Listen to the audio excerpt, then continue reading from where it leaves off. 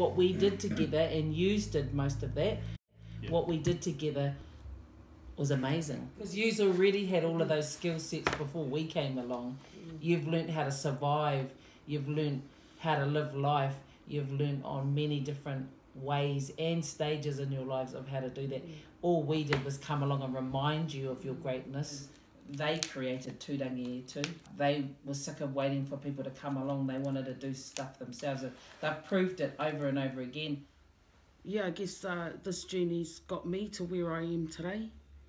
I actually got my full-time job because of it. All of our kids are all giving up cigarettes.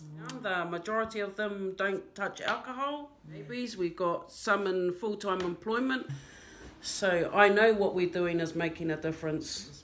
And Mai Ngā Karu o Te Ora, we carried on the kaupapa because we were inspired by this whānau. And we knew if we could support this whānau, then we could support many other whānau in the same way. So we learnt as much from them as they learnt from us.